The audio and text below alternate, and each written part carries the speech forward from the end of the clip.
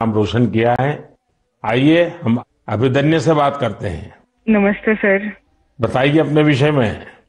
Sir मैं proper Kolhapur Maharashtra से हूँ। मैं शूटिंग में 25 मीटर स्पोर्ट्स पिस्टल और 10 मीटर एयर पिस्टल दोनों इवेंट करती हूँ। मेरे माता पिता दोनों एक हाई स्कूल टीचर है। तो मैंने 2015 में शूटिंग स्टार्ट किया। जब मैंने शूटिंग स्टार्ट किया तब उधर कोल्हापुर में उतनी फैसिलिटीज नहीं मिलती थी। बस से ट्रैवल करके पेट वडगांव से कोल्हापुर जाने के लिए 1.5 घंटा लगता है, तो वापस आने के लिए 1.5 घंटा और 4 घंटे की ट्रेनिंग। तो ऐसे 6-7 घंटे तो आने जाने में और ट्रेनिंग में जाते थे, तो मेरी स्कूल भी मिस होती थी।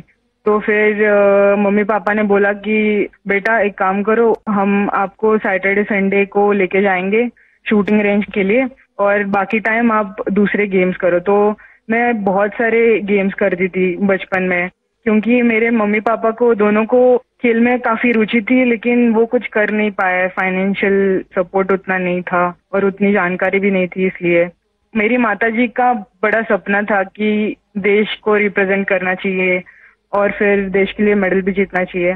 तो मैं उनकी ड्रीम कंप्लीट करने के लिए बचपन से काफी खेलकूद में रुचि लेती थी। और फिर मैंने ताइक्वांडो भी किया है, उसमें भी ब्लैक बेल्ट हूँ। और बॉक्सिंग, जूडो और फेंसिंग और डिस्कस थ्रो, ऐसे बहुत सारे गेम करके फिर मैं 2015 में शूटिंग में आ गई। फिर 2-3 साल मैंने बहुत स्ट्रगल किया और फर्स्ट टाइम मेरा यूनिवर्सिटी चैंपियनशिप के लिए मलेशिया सिलेक्शन हो गया और उसमें मेरा ब्रॉन्ज मेडल आया। तो उधर से एक्चुअली मुझे पुश मिला। फिर मेरे स्कूल ने मेरे लिए एक शूटिंग रेंज बनवाई, फिर मैं उधर ट्रेनिंग करती थी और फिर उन्होंने मुझे पुणे भेज दिया ट्रेनिंग करने के लिए। तो यहाँ पे गगन नारंग स्पोर्ट्स फाउंडेशन है, गन फॉर ग्लोरी, तो मैं उसी के अंडर ट्रेनिंग कर रही हूँ अभी। गगन सर ने मुझे काफी सपोर्ट किया और मेरे गेम के लिए बढ़ावा दिया। अच्छा, आप चारों में से कुछ कहना चाहते हो तो मैं सुनना चाहूंगा। प्रगति हो, अम्लान हो, प्रियंका हो, अभिदन्या हो, आप सब मेरे साथ जुड़े हुए हैं तो कुछ कहना चाहते हैं तो मैं जरूर सुनूंगा। सर मेरा एक सवाल है सर। जी। आपको सबसे अच्छा स्पोर्ट्स कौन सा लगता है सर? खेल की दुनिया में भारत को बहुत खिलना चाहिए और इसलिए मैं इन चीजों को बहुत बढ़ावा दे रहा हूं। लेकिन हॉकी, फुटबॉल, कबड्डी, खो खो, ये हमारी धरती से जुड़े हुए खेल है। इसमें तो हमने कभी पीछे नहीं रहना चाहिए। और मैं देख रहा हूं कि आर्चरी में हमारे लोग अच्छा कर रहे हैं, शूटिंग में अच्छा कर रहे हैं।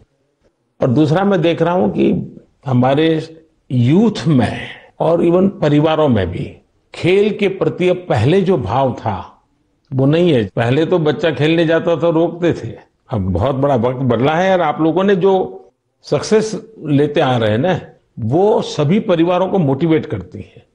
हर खेल में जहां भी हमारे बच्चे जा रहे हैं कुछ न कुछ देश के लिए करके आते हैं और ये खबरें आज देश में प्रमुखता से दिखाई भी जाती हैं, बताई जाती हैं और स्कूल कॉलेज में चर्चा में भी रहती है।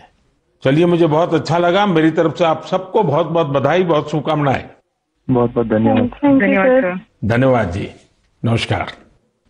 मेरे परिवारजनों, इस बार 15 अगस्त के दौरान देश ने सबका प्रयास का सामर्थ्य देखा।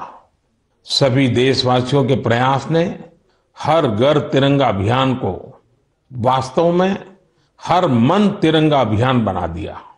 इस अभियान के दौरान कई रिकॉर्ड भी बने। देशवासियों ने करोड़ों की संख्या में तिरंगे खरीदे। 1.5 लाख पोस्ट ऑफिसेस के जरिए करीब 1.5 करोड़ तिरंगे बेचे गए। इससे हमारे कामगारों की, बुनकरों की और खासकर महिलाओं की सैकड़ों करोड़ रुपए का आय भी हुई है।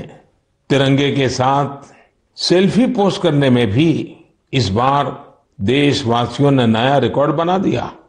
पिछले साल 15 अगस्त तक करीब 5 करोड़ देशवासियों ने तिरंगे के साथ सेल्फी पोस्ट की थी। इस साल ये संख्या 10 करोड़ को भी पार कर गई। साथियों, इस समय देश में मेरी माटी मेरा देश, देशभक्ति की भावना को उजागर करने वाला अभियान जोरों पर है। सितंबर के महीने में देश के गांव-गांव में हर घर से मिट्टी जमा करने का अभियान चलेगा। देश की पवित्र मिट्टी हजारों अमृत कलश में जमा की जाएगी। अक्टूबर के अंत में हजारों अमृत कलश यात्रा के साथ देश की राजधानी दिल्ली पहुंचेंगे। इस मिट्टी से ही दिल्ली में अमृत वाटिका का निर्माण होगा। मुझे विश्वास है हर देशवासी का प्रयास इस अभियान को भी सफल बनाएगा। मेरे परिवारजनों, इस बार मुझे कई पत्र संस्कृत भाषा में मिले हैं। इसकी वजह यह है कि सावन मास की पूर्णिमा इस तिथि को विश्व संस्कृत दिवस मनाया जाता है। सर्वेभ्यः विश्व संस्कृत दिवसस्य हार्दिक शुभकामनाः। आप सभी को विश्व संस्कृत दिवस की बहुत बहुत बधाई। हम सब जानते हैं कि संस्कृत दुनिया की सबसे प्राचीन भाषाओं में से एक है। इसे कई आधुनिक भाषाओं की जननी भी कहा जाता है। संस्कृत अपनी प्राचीनता के साथ साथ अपनी वैज्ञानिकता और व्याकरण के लिए भी जानी जाती है। भारत का कितना ही प्राचीन ज्ञान हजारों वर्षों तक संस्कृत भाषा में ही संरक्षित किया गया है। योग, आयुर्वेद और फिलॉसफी जैसे विषयों पर रिसर्च करने वाले लोग अब ज्यादा से ज्यादा संस्कृत सीख रहे हैं।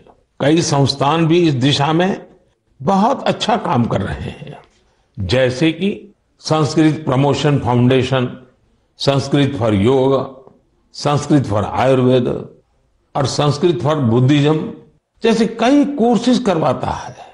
संस्कृत भारती लोगों को संस्कृत सिखाने का अभियान चलाती है। इसमें आप 10 दिन के संस्कृत संभाषण शिविर में भाग ले सकते हैं।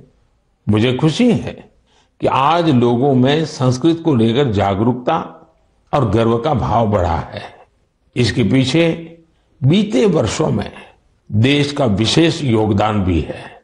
जैसे 3 संस्कृत डीम्ड यूनिवर्सिटीज को 2020 में सेंट्रल यूनिवर्सिटीज बनाया गया।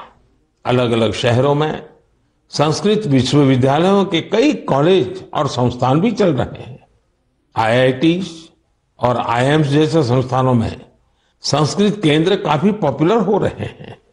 साथियों, अक्सर आपने एक बात जरूर अनुभव की होगी, जड़ों से जुड़ने की, हमारी संस्कृति से जुड़ने की, हमारी परंपरा का बहुत बड़ा सशक्त माध्यम होती है हमारी मातृभाषा।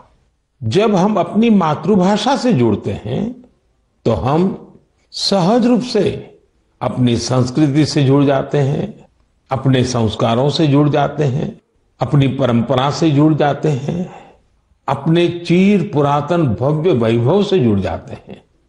ऐसे ही भारत की एक और मातृभाषा है, गौरवशाली तेलुगु भाषा। 29 अगस्त तेलुगु दिवस मनाया जाएगा। अंदरिकी तेलुगु भाषा दिनोत्सव शुभाकांक्षलु। आप सभी को तेलुगु दिवस की बहुत बहुत बधाई। तेलुगु भाषा के साहित्य और विरासत में भारतीय संस्कृति के कई अनमोल रत्न छिपे हैं। तेलुगु की इस विरासत का लाभ पूरे देश को मिले, इसके लिए कई प्रयास भी किए जा रहे हैं। मेरे परिवारजनों, मन की बात के कई एपिसोड्स में हमने टूरिज्म पर बात की है। चीजों या स्थानों को साक्षात खुद देखना, समझना और कुछ पल उनको जीना एक अलग ही अनुभव देता है। कोई समंदर का कितना ही वर्णन कर दे, लेकिन हम समंदर को देखे बिना उसकी विशालता महसूस नहीं कर सकते।